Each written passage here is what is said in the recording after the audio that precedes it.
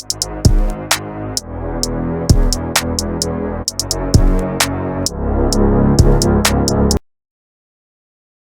good, everybody, and welcome back to the channel. This is your boy Toon, and you're watching Toon Gaming. Today, got a reaction for you. It is another casual Geographics. I have not been making videos because I've been busy. This one, I will do this one, and I'll upload a beat that I made later on today, probably tomorrow, and I won't be uploading for a couple of months after that. But let's begin.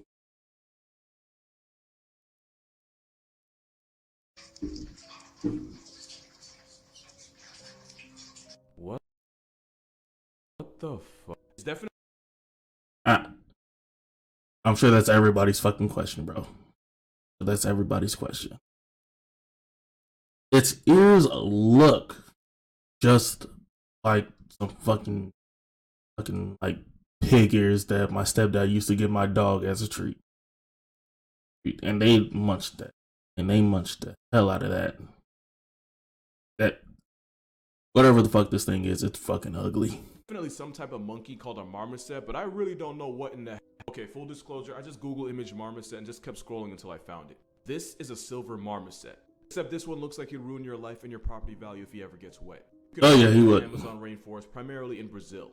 As marmosets, they're one of the most fun-sized monkeys in the world. The biggest ones are only like 12 ounces. That's about as heavy as a can of soup. Like us, they're omnivores, meaning they'll eat anything that isn't nailed down.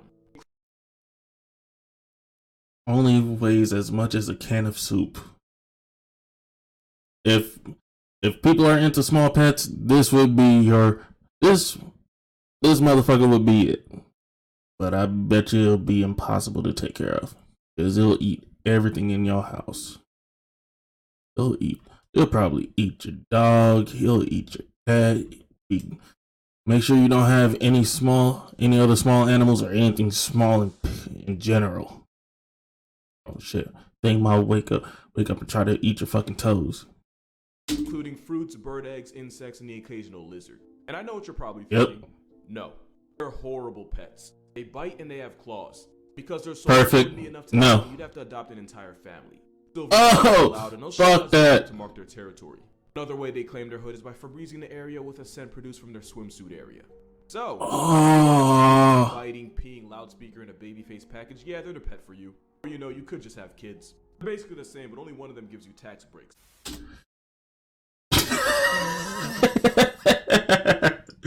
oh damn. I believe you, G. I believe you. Fuck that. That shit. Some people don't even want kids. And that thing's just as bad. Fuck that. And you gotta get a whole family for it. Fuck no. That bitch can stay in the forest. What the fuck? I actually had to go back and check. You've actually been doing this for 87 days, and I'm impressed. That also means everyone can blame you for this video. This is created not as Genghis, but it's also known as the hentai, a tentacle moth. You ain't about to rush past that like you ain't about to say what the fuck you was about to say, nigga. You ain't getting away with that. You damn sure ain't getting away with that, bro. Oh fuck! If TikTok and YouTube wasn't so strict with their censorship, this would be a whole different fucking video. Just please don't put no manga pics or anything like that. That other face, please don't. And it's as real gets. And it's found in, you know exactly where. Fucking Australia. Asia, but it's also seasoned throughout Australia. Now, what fucking Australia? Fuck that. Perfectly harmless. Those are sense organs that produce pheromones, and pheromones are basically a Batman symbol for horny moths. When they're not trying to get laid, they look a lot less like they were airdropped by Satan. Also, tentacle moths aren't the only ones. A lot of butterflies and moths also have these scent glands called cormata that they use to get and keep a female's attention. It's also called a hair pencil. When a female shows interest, the male will seal the deal by fanning his hair pencil, basically Febrezing her with pheromones to get her to respond by flicking her antenna. And when it's not standing at attention, it's stored in the male's abdomen with pheromones to get her to respond by flicking her antenna.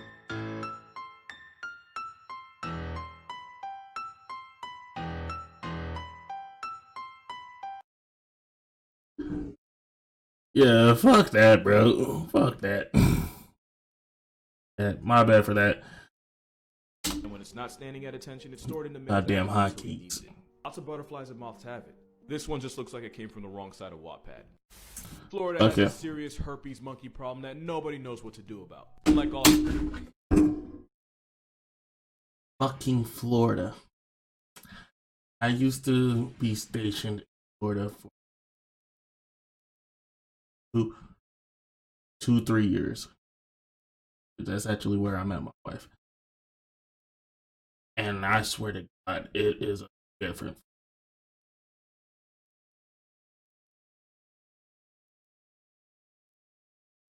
If I ever move back to Florida, I'm sorry. All right, there's no amount of guns in the world or any kind of fucking protection you have for weirdness. That shit is fucking bananas, bro. And that's putting it mildly. They literally have I literally found out they have a full Reddit about Florida, r/Florida man, and I watched a Reddit video about just going over like the top posts of that. Some of those posts is just like, why, how, but at the same time, it's like, it's fucking Florida. It's fucking Florida. Bad things in the world, it's somehow our fault.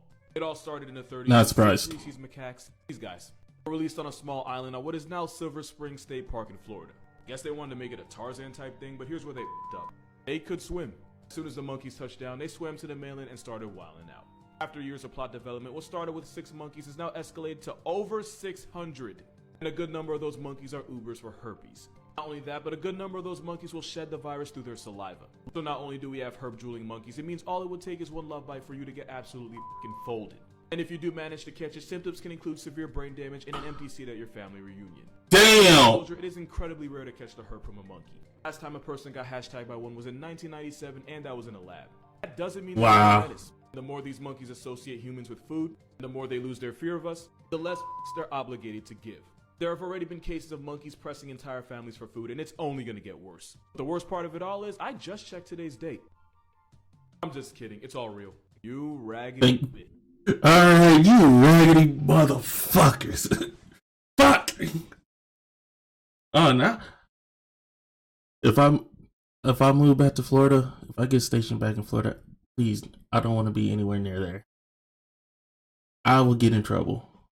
I would get in trouble for blowing a fucking monkey's head off. I don't want that on my record. Getting harassed by monkeys, call animal control. Of course, they probably ain't gonna do dick, and I gotta take matters into my own fucking hands. And I ain't giving niggas food. I ain't giving them shit, but a fucking bullet between the eyes. Fuck that. Right? If you're saying I'm cruel to animals, you can suck my nuts. Right? You can suck it. Fuck you.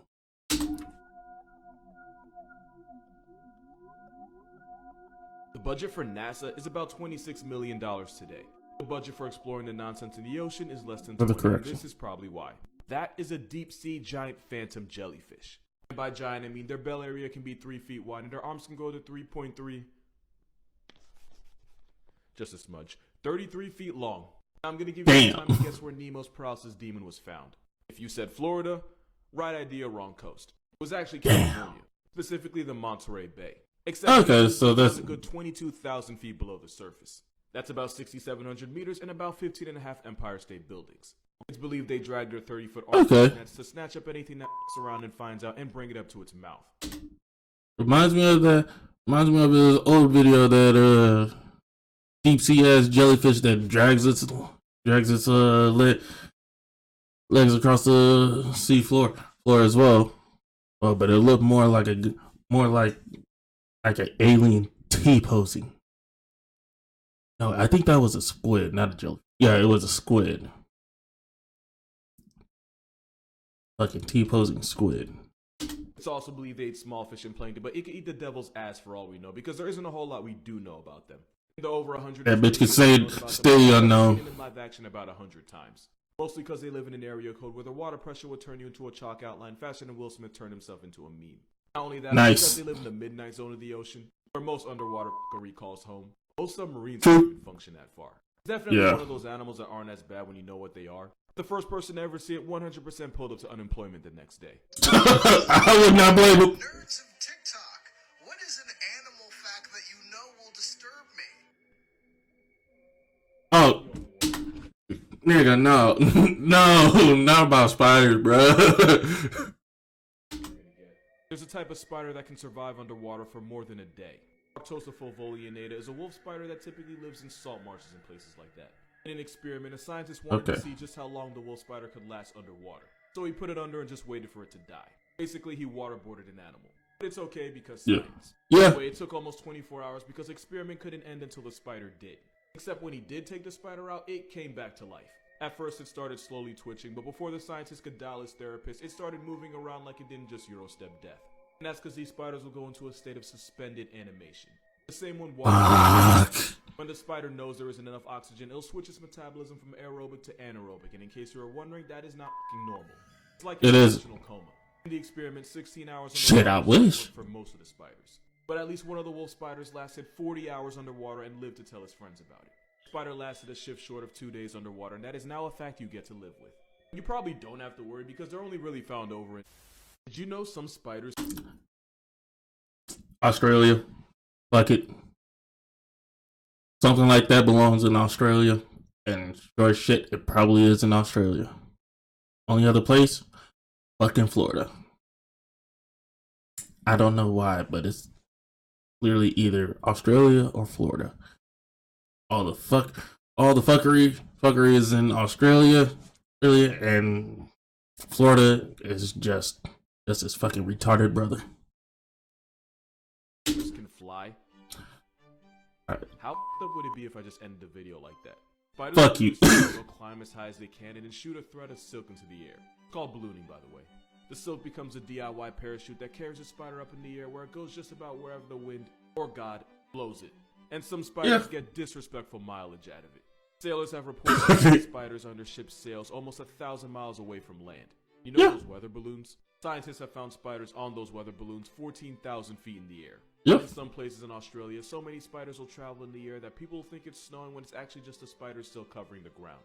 And sometimes millions of spiders There's a type of spider found originally in Georgia that's found its way halfway across the world, possibly by traveling through shipping. I've heard of spiders like that. If you ever seen Charlotte's Web, the first one, the ending when her babies are born after she dies, they actually do ballooning, and a good chunk of them leave and pretty much fly the fuck away. Yeah. Fuck that. Because the Joro spider is basically immune to cold, they started multiplying and became an invasive species. And because of the whole flying thing, there's no immigration control strong enough to stop them. But luckily, so far, they're only found in remote parts of the world like the east coast of the United States. There was a group of animals so disgusting that not only traumatized a researcher, all of his studies about them had to be hidden from the public. British explorer George Levitt literally messed around and found out when he joined an Antarctica expedition in 1911. That's when he came across a colony of Adelie penguins, and he decided to stay and observe them for an entire breeding season. Because he found out that Adelie penguins are 50 shades of morally bankrupt. He watched in shock as the male penguins would attempt to mate with literally anything. This included other males, females too injured to resist, and he even witnessed them make moves on unaccompanied and very much underage chicks. It was so vile that in his journals, George referred to them as hooligan cocks. It didn't stop there, in fact it got worse. There were multiple cases where George watched a down bad bird score with a decomposing corpse, like to the point where males were fighting over it. Because apparently not having a pulse doesn't mean you're off the table. And just to see how far they'd go, he took the frozen head of a decapitated female and propped it against a mound of ice. The answer was far enough. And in one down egregious case, a male mated with the ground to completion. He also learned that if male Adelis understood the signs that a female wants to mate, they could not care less about it. In one case, a female was so crippled that she couldn't even walk. She could only painfully crawl on her belly. The male walked up to the handicapped female, and in 60 seconds he managed to destroy everything George thought he knew about them. He wrote down every message because the contents of his research were so... And he wrote it in Greek so the average person couldn't understand what he's seen.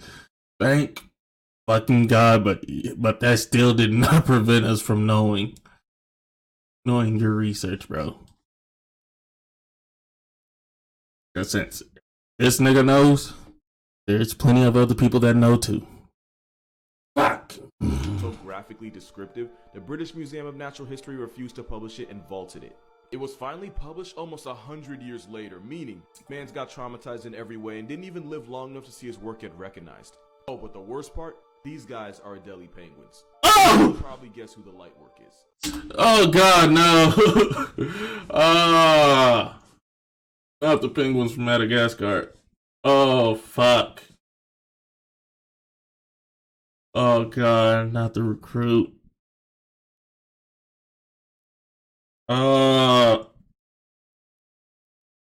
Thing is, I enjoyed Madagascar as a movie. I didn't really like the TV show. The first one was fine, but after the first one, I did not watch any more Madagascar. Now that I know that the penguins are the Adelie penguins, well, now I got fuel to ruin other people's childhoods or favorite movie. So, yeah.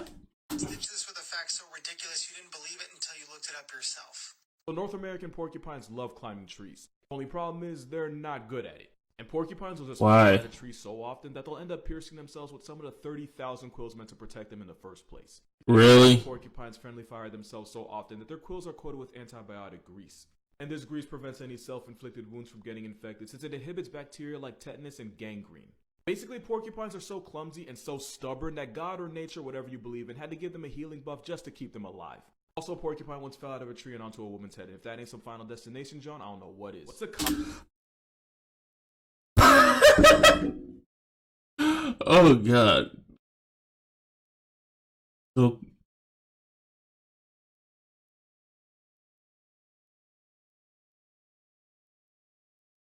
I feel sorry for that lady, but even still, the odds of that happening is just wow.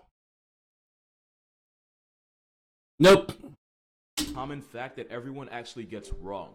I'll go first. Opossums don't actually play dead. They involuntarily go unconscious when they're in danger. And during this stress nap, their heart rate and breathing will slow down, they'll drool, and they'll even release a nasty foul smell to let whatever scared them so bad think they already expired. Basically, they factory reset themselves out of fear. Only thing missing is the opossum.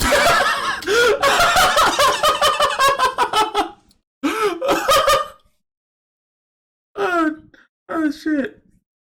Perfect. That's actually perfect. For up to 4 hours. But they're not pretending. They actually go into an anxiety coma as a coping mechanism. You know what? I respect that. You've been wrong about Pikachu. Shit, I wish I could go into a coma. Yeah, without all with the foul smell.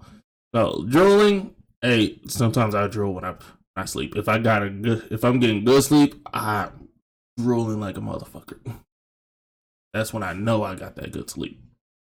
But yeah, nah, the smell, like it fucking voided it. You just voided your bowels and shit like that. Nah, I can do without that.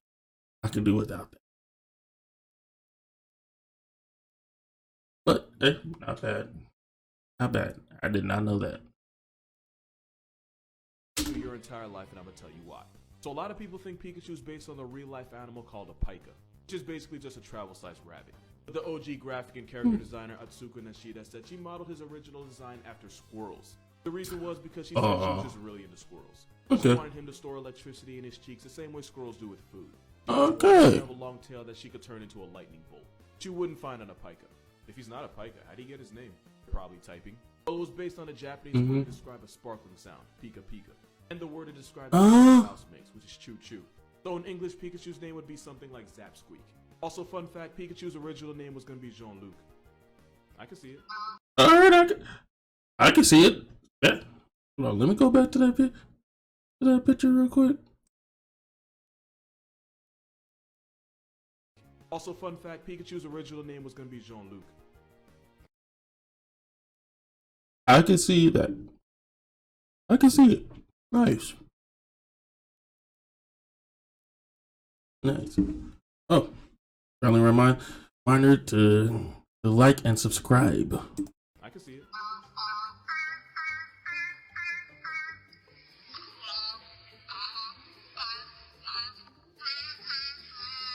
So baby seals can actually change the pitch of their voice and even raise their voice to be better understood.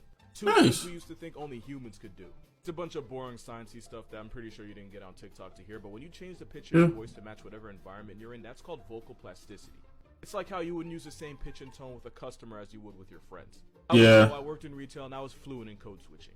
But baby harbor and Weddell seals can match and mimic the pitch of human voices and even the melodies of songs. It's how after years of being raised by a middle-aged New England man, Hoover the seal ended up sounding like one. Also, baby seals will speak up when they think it's too loud around them. When you raise your voice on the phone because it's too noisy around you, that's called the Lombard effect. Well, in an experiment, seals would actually raise their voice to be better understood if the environment around them was too loud. It might not seem like much, but remember we're talking about seals here. And if that doesn't impress you, they can also do this. Can I get a woo?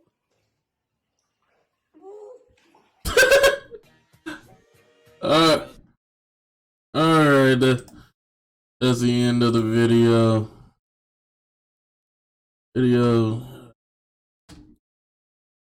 Thank y'all for watching. If you enjoyed the video, leave a like, comment, subscribe. If you have any suggestions to what you want me to react to, just write it down in the comments. Thanks for joining me. I've been Toon. Peace.